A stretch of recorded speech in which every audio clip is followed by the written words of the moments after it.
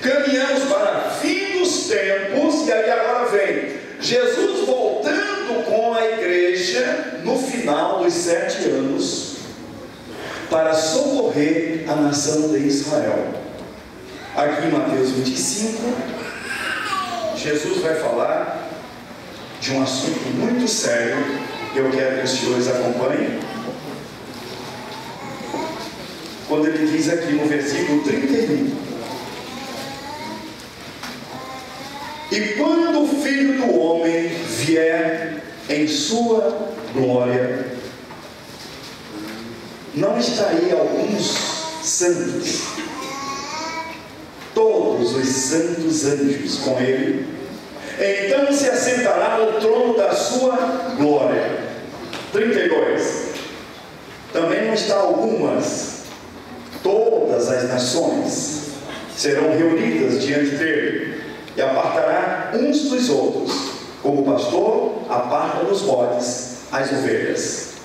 Porá ovelhas à sua direita, mas os bodes à esquerda. O julgamento será para identificar quem é quem. Os senhores lembram da promessa de Deus no livro do Gênesis para o pai da nação, o nome é Abraão? O verbo lá está no futuro também, e essa pesa forte. Se você pegar toda a história do povo judeu, o escritor Abba Eban, que era judeu, escreveu tudo sobre o que o povo judeu passou, o seu sofrimento. Comentava agora aqui no café com o pastor e mais o cooperador dele sobre o tempo de coma que Ariel Sharon ficou lá em Israel. Você avalia essa posição aqui através de Gênesis, primeiro livro da Bíblia. Está escrito lá: abençoarei os que te abençoarem. E depois a Bíblia é taxativa: amaldiçoarei os que te amaldiçoarem. Você chega no Salmo 122, está lá: orai pela paz de Jerusalém, prosperarão os que te amam. Não é prosperidade financeira, está relacionada ao fato da sua fidelidade e Deus entender o seu coração. Isso representa que a igreja, essa teologia falsa aí da substituição, que diz que a igreja suplantou o Estado judeu, não procede. Você pega a carta de Paulo aos Romanos 9, 11 e até o próprio 12, você vai ver que Paulo desenvolve ali uma clareza, porque ele era judeu em relação aos próprios judeus. Mas então por que a igreja hoje está com esse privilégio enorme? Aí a Bíblia é clara, ela não engana. João, no seu evangelho, vai falar assim: ó, veio para que era seu. Quem era o resto? E o que mais? Então está aí, queridos. Todos, quantos, todos. A nossa fé são duas letras, F e E. E o escritor aos Hebreus diz assim, ó: sem fé é impossível agradar a Deus. Veja que a trajetória da igreja, a igreja primitiva, quem conhece bem a história da igreja são os crentes. Você vai ler o livro de Atos, veja a dificuldade que Paulo enfrentou. Segundo alguns estudiosos, pastor Samuel e o senhor Andrés, isso daqui envolvendo lá historicamente, ele fingiu que morto, e a ordem era para e Deus usou de misericórdia, né? Naufrágio, perseguição, prisão. Paulo passou por isso. E teve um outro por nome Pedro, que estava preso com as correntes grudadas nas pernas dos soldados. Segundo o pastor Antônio Gilberto, que é teólogo da nossa igreja, é um dos mais conceituados, pastor, diz que Pedro não estava preocupado com ter problema naquela noite, não. Mas a ordem era morrer. O tal de Herodes já tinha falado. Ele também vai para a espada. Mas a Bíblia diz assim, que a igreja orava incessantemente, continuamente por ele. Ora, queridos, se nós avaliamos nesse contexto esse desfecho que só o senhor Hitler levou mais de 6 milhões de judeus, inclusive crianças, né? Segunda Guerra Mundial, não sei. Falei também aqui hoje, não sei se foi aqui, se não foi, me perdoe, sobre a cifra que chegou no globo. Nós estamos com 7 bilhões de pessoas ao redor do globo. E aí a pergunta é: quantos milhões, ou alcançamos a faixa de bilhões diferentes? Não sei. Quantos que nós temos?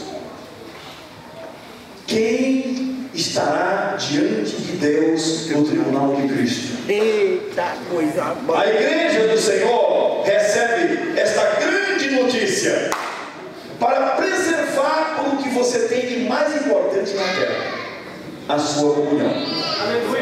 Você pode ser empresário, é uma bênção, é uma dádiva. A riqueza é oriunda de Deus. Você pode ser um profissional liberal ou muito bem empregado. Sim, tudo é Deus que dá. Mas o mais importante na terra em relação ao céu é a sua comunhão. Você só irá identificar isso quando você se ajoelha. Final do dia, lá no seu local de trabalho, que muitos crentes fazem, inclusive na hora, no período do almoço, para agradecer o que Deus fez por você. E de você saber que o seu nome continua escrito no livro da vida. Agora, por favor, com a permissão do pastor da igreja, quero lhe deixar aqui uma advertência, não é nem como pastor, como seu irmão. Cuidado com o engano que avança sorrateiramente neste milênio. Muita informação truncada para a igreja. Cuidado com as redes sociais. Cuidado. E aí fica aquela interrogação de você avaliar: o programa de Deus vai ser cumprido? Vai ser cumprido. Porque está escrito que Deus não pode mentir. Jamais. Olha aqui, deixa eu te ajudar aqui, ó. Isaías, pegue por favor sua Bíblia. Ainda temos uns 5 minutos. Dá uma olhadinha, por favor, na sua Bíblia. Isaías 46. Veja o que Deus fala a respeito disso. Eu quero que você se conscientize de que no plano profético de Deus, o plano é Israel, igreja, nações. Deus não mistura no seu plano nada relacionado à sua extensão. Por exemplo, olha o que ele diz aqui, 9 de Isaías 46. Lembrai-vos das coisas passadas desde a antiguidade, que eu sou Deus, e não há outro Deus, não há outro semelhante a mim. 10. Que anuncio o fim desde o princípio, e desde a antiguidade as coisas que ainda não sucederam, que digo: o meu conselho será firme e farei toda a minha vontade. Aleluia! Não implica, meus queridos, em qualquer circunstância de mudança na terra. Nenhum presidente da ONU e nem da América do Norte poderá alterar, mudar nada do que está na Escritura Santa. E o tempo está fechando, o funil está apertando. Comentava também ali no café com o nosso pastor sobre o declínio moral da sociedade. É uma vergonha, né? Pessoas que perderam totalmente o pudor. Outro dia eu vi uma encrenca feia na saída do estacionamento. Uma senhora, ela se identificou como professora por causa de um moço que falou uns palavrões lá pro rapaz. O negócio teve feio. E ela disse: olha, se você não teve educação no seu berço, ainda é tempo. Porque não é assim. Ninguém aqui é animal. É uma coisa muito horrível. São palavras que a gente até sente mal. Isso, meus irmãos, é o declínio, né? Porque quando a Bíblia diz que o mundo inteiro jaz no maligno e o comando é dele, ele tem o comando. E o pior é que muitos não discernem. E o inimigo trabalha de forma grande, tão grande, que até alguns crentes ficam na balança, se vai, se não vai. Exemplo, 2 Coríntios 4,4 diz lá: porque o Deus, com D pequeno, o Deus deste século, olha a expressão que a Bíblia usa, cegou o entendimento. Ora, se o meu entendimento está cego, então eu não tenho mais recurso nenhum. Agora, a igreja, ela tem recursos espirituais muito além disso aí. Sabia? Em relação ao fato de questionamento, dificuldades, perseguições, você tem que olhar para o céu e saber que a sua vida está sob o controle do Deus Todo-Poderoso. Deus olha do céu, Deus te vê, Deus te honra, Deus te acompanha, Deus te guarda. Conheço um pastor que estava chegando perto da casa dele e o Espírito Santo disse: não vá, dê uma volta. Ah, pastor, mas eu nunca ouvi isso. Alguém me perguntou no Rio, mas nesse livro, nesse Deus fala assim. Eu digo: está escrito. Está escrito aqui, ó. Se Deus parasse de falar com seus filhos, nós estaríamos perdidos. Glória a Deus eterno. Isso implica, queridos, que a posição do programa na escatologia em relação a tudo que vai acontecer é muita dor. Leia o Apocalipse, você vai gastar um bom tempo para estudar, mas avalie, veja por favor os 5 meses de sofrimento dos gafanhotos que irão morder as pessoas, e não é esse que sai da roça não, aquilo ali é demônios,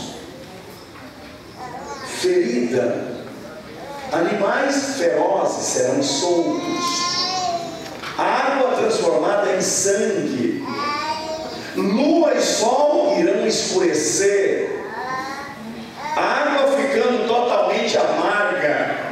Quem é que vai subsistir? Mostrei aqui nessa tarde que por amor dele, a misericórdia dele, porque ele é o Pai das misericórdias, para aqueles que estiverem naquele período, Deus enviará anjos para dar a última voz de alerta.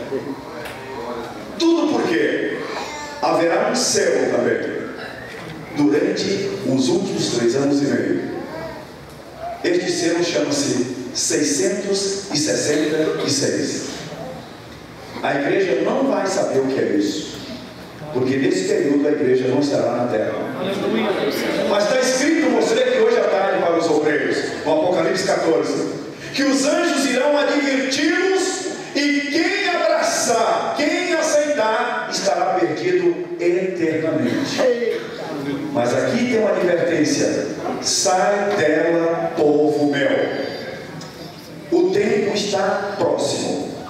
Jesus voltará em breve. Os sinais mostram.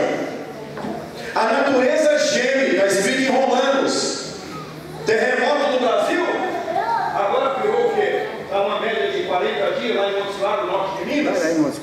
O que é isso, queridos? O Paraná agora, recentemente, 131 municípios, água, não sei se alguém viu no telhado das casas. Santa Catarina, o que é isso? Olha aqui, ó, está escrito assim, ó. Jesus disse: quando começarem estas coisas a suceder, erguei a vossa cabeça, olhe para cima, porque a vossa redenção está.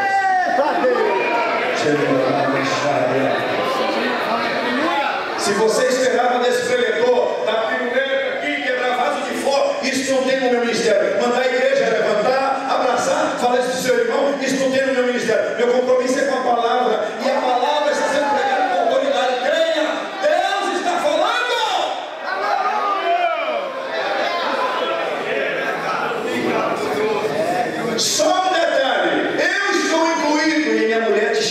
isso.